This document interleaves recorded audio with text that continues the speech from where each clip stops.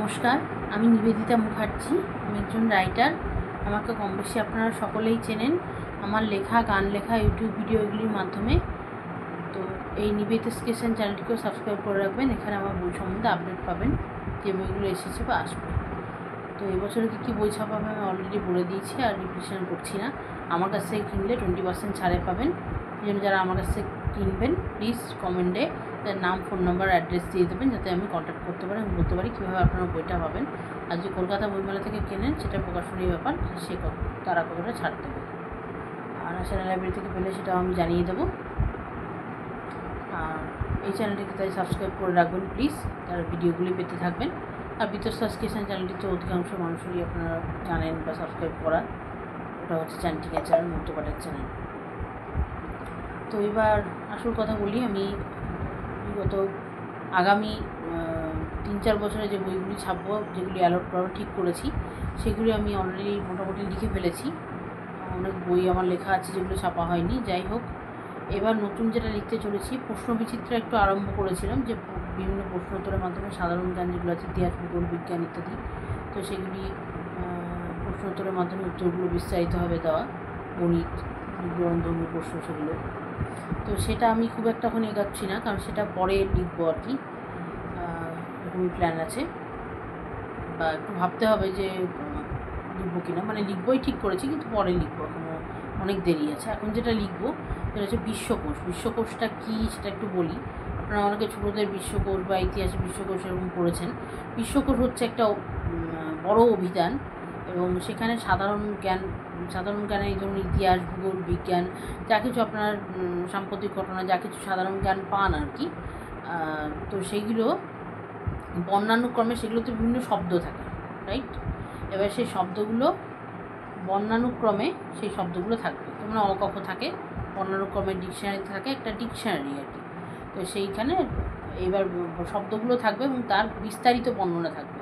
মানে যেমন ডিকশনারিতে বিস্তারিত বর্ণনা দিয়ে ডিকশনারি হয়, আপনারা সবাই জানেন। আমি অলরেডি একটা লিখেছি, শব্দভাণ্ডারের মধ্যে বিস্তারিত বর্ণনা দিয়ে শব্দগুলি বর্ণনা করা আছে। তো এখানেও বিস্তারিত বর্ণনা দিয়ে ছোট ছোট প্রবন্ধ, মানে নিবন্ধ যেটাকে বলে আর কি, নিবন্ধের আকারে বিস্তারিত বর্ণনা দিয়ে থাকবে, প্রবন্ধের আকারে থাকবে আর কি। তো এই হচ্ছে বিশ্বকোষ। মানে বিশ্বের যত জ্ঞান আছে, ধরুন ইতিহাস, ভূগোল, বিজ্ঞান, মনস্তত্ত্ব, হ্যাঁ, বা ধরুন গণিতের বিবরণধর্মী কিছু থাকতে পারে, বা ধরুন সাম্প্রতিক ঘটনা, এই ধরনের আর কি, এই ধরনের এইগুলো হচ্ছে এই সম্বন্ধে আপনার, এমনকি রন্ধনও কিছু কিছু থাকতে পারে। যাই হোক, যা কিছু সাধারণ জ্ঞান, মানে জেনারেল নলেজ অর্থে যা বোঝায়, সেইখান থেকে শব্দ নিয়ে সেইগুলো, মানে এটা হচ্ছে সাধারণ জ্ঞানই, কিন্তু একটা ডিকশনারির মাধ্যমে বললে সেটা মানুষের দেখতেও সুবিধা হয়, পড়তেও সুবিধা হয়। আমি তো সাধারণ জ্ঞান ধরুন অসংখ্য কত কী আছে, সে কি আমার পক্ষে এখন লেখা সম্ভব না, মানুষের পক্ষে জানা সম্ভব, পড়া সম্ভব, কিন্তু এখানে অনেক কিছুই থাকবে এবং দেখতে সুবিধা হবে এবং এটা পড়তেও ভালো লাগবে। আমি এটা আইডিয়া পাওয়ার জন্য একটা বিশ্বকোষের বই কিনেছি, ছোটোদের বিশ্বকোষ। সেখানে এত সুন্দর আমার ভাবনাটা লেগেছিল যে আমি মনে করলাম কি যে এরকম একটা লেখা যেতে পারে। ছোটোদের বিশ্বকোষ বলছে, কিন্তু আসলে প্র্যাকটিক্যালি ওটা বড়োদেরই হবে, কারণ ছোটোদের সে অর্থে অতও মানে বিশ্বকোষ পড়ে না তারা, এটা হচ্ছে। আর আমার কথা যেটা একটা লিখেছিলাম দিনলিপি সাহিত্য, মানে ডায়েরি করে করে ঘটনাগুলো, সেইটাকে আর একটু আপডেট করবো ভাবছি। সেটাকে আপডেট করবো বলতে, যেটা এখন দেরি আছে, আপডেট করবো বলতে সেটা ঘটনাগুলো আর একটু বিস্তারিত করে বা আরও কিছু ঘটনা ঢুকিয়ে আমি পরবর্তীকালে লিখব। যাই হোক, এইগুলো এখন অনেক দেরি আছে, প্রশ্ন বিচিত্রা বা আমাদের কথা, আমার কথা, এগুলো লেখার, এগুলো এক্ষুনি লিখছি না, কিন্তু বা চটি ধারাবাহিক, ছোটো ছোটো ধারাবাহিক গান ছোটো করে দেখিয়েছি আমি 2-3 লাইনে, কবিতা গল্প তো ছোটো হয়, সবাই জানেন আপনারা। সেরকম ধারাবাহিকও ছোটো ছোটো করলে করা যেতে পারে, তার মধ্যে যদি আমি ধারাবাহিকের মতো লিখতে পারি বা ভাবনাটা ফোটাতে পারি, করাই যেতে পারে। সেরকম কিছু ধারাবাহিক নিয়ে একটা বই ছাপবো।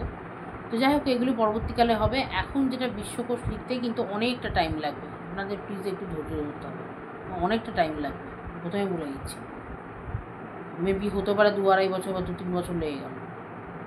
তা করতে করতে অ্যালট করা বইগুলো ছাপবো আমি, তা অনেকটা টাইম লাগবে, এইটা লিখতেও অনেকটা টাইম লাগবে। আবার মেবি 1-1.5 বছরের মধ্যে হয়ে গেল, সেরকমও হতে পারে। তো যাই হোক, এটাই বলার, যে বিশ্বকোষ কাকে বলে আমি বললাম, এবং এরকম একটা বই আমি ছাপবার পরিকল্পনা করেছি। আগে একটু সেই বিষয়টা নিয়ে আমি একটু পড়াশোনা করি, তারপর আমি লেখাটা স্টার্ট করবো আর কি। তো এটা এরকমভাবে আমি ছাপবো। আর এটাও বলে দিচ্ছি, আমার কাছ থেকে কিনলে 20% সব বই ছাড়ে পাবেন, আর যদি বইমেলা থেকে কেনেন সেটা প্রকাশনীর ব্যাপার। তো রিজনেবল দামেই থাকবে, কিন্তু আগেই বলে দিচ্ছি এই বইটা কিন্তু খুব একটা সরু বই হবে না। এই ধরনের বইগুলো কিন্তু এখন যেগুলো লিখছি সেগুলো খুব একটা সরু বই হওয়ার চান্স নেই, কারণ অনেকটা সময় নিয়ে লেখা হচ্ছে। পূজাপঞ্জিকা এটা প্রত্যেক বছরই থাকবে, কিন্তু খুব সরু হবে না। তাও বলছি আপনাদের যাতে কিনতে অসুবিধা না হয়, মধ্যবিত্ত, নিম্নবিত্ত এবং উচ্চবিত্ত কারোরই কোনো অসুবিধা হবে না, রিজনেবল দামেই থাকবেন, এ ব্যাপারে একবারে গ্যারেন্টি দিয়ে দিচ্ছি আমি। এবং সেই জন্য এক কপি করে লিখে এক কপি করে এটা কিনে ঘরে রাখতে পারেন, আপনাদের ভালো লাগবে এবং উপকারেও আসবে, এটুকু আমি গ্যারেন্টি দিতে পারি।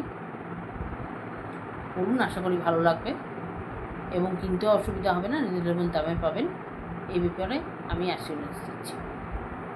যাই হোক, সবাই আমার পাশেই থাকুন, অনেক আশীর্বাদ করুন যাতে এইগুলো সাফল্যমণ্ডিত হয়, এই প্রচেষ্টাগুলো, এবং মানে এটা সবার হিতার্থেই লেখা আর কি। যাই হোক, সবাই ভালো থাকুন, সুস্থ থাকুন, ঈশ্বরের কাছে এই কামনাই করি। আজ এখানেই শেষ করছি, এটুকু আমার বলার ছিল। শুভ সন্ধ্যা, নমস্কার।